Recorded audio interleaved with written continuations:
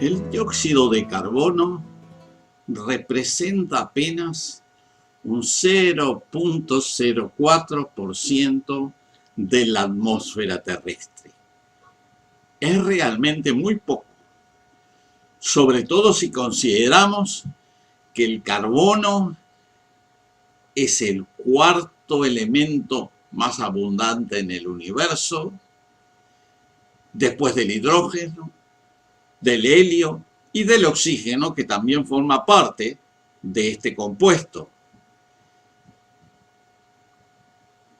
También es muy poco si lo comparamos con las atmósferas de los planetas interiores, llamados terrestres, Venus y Marte, donde el CO2, el dióxido de carbono, constituye más del 95%, o sea, 2.375 veces más que en la atmósfera terrestre.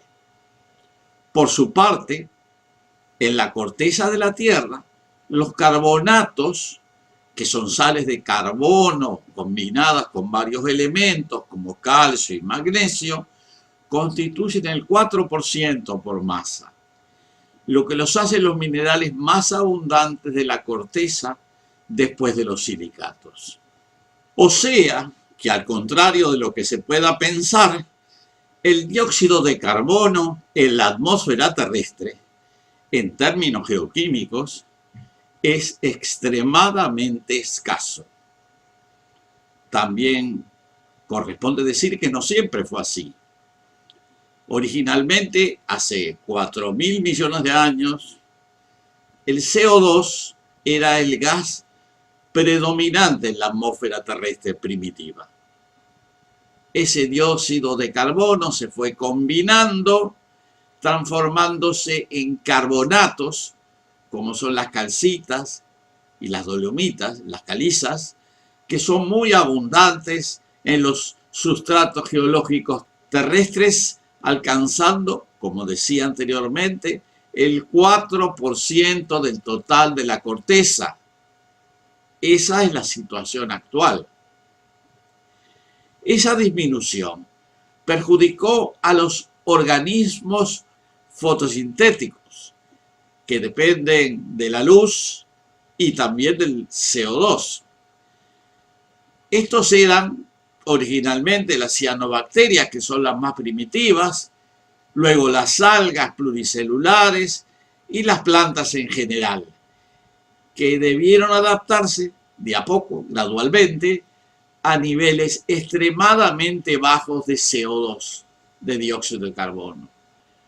Si el contenido de CO2 fuera inferior a 150 partes por millón, las plantas no podrían funcionar fotosintéticamente para sintetizar su materia orgánica.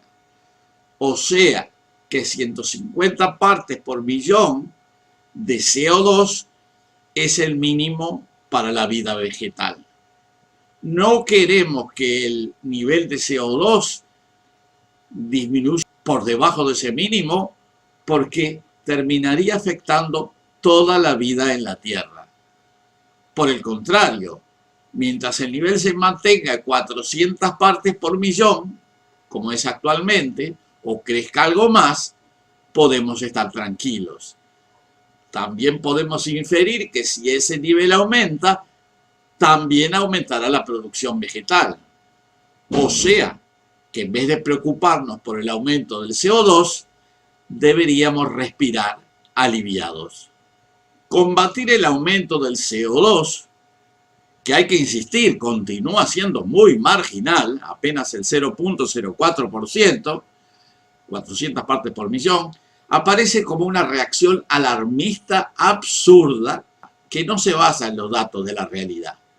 Uno se pregunta, ¿a qué se debe esta disparatada reacción de algunas élites académicas y políticas contra el CO2?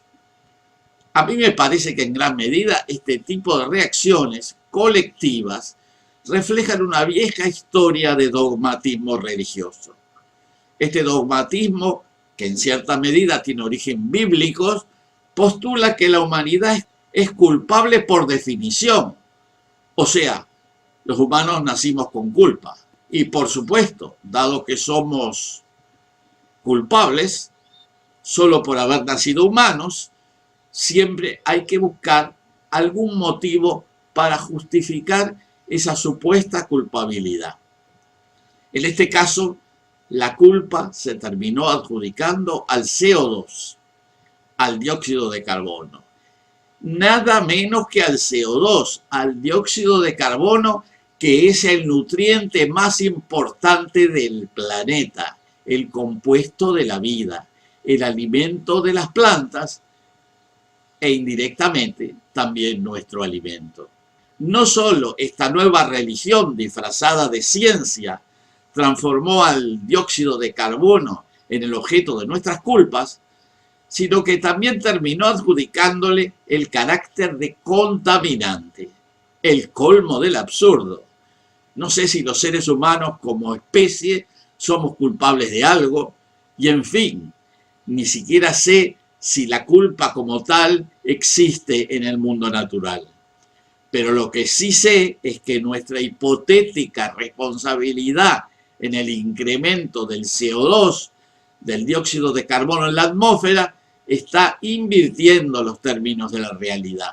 El alarmismo debería más bien enfocarse en esta obsesión mediática para imaginar futuras catástrofes como forma inconsciente de justificar los viejos dogmatismos religiosos.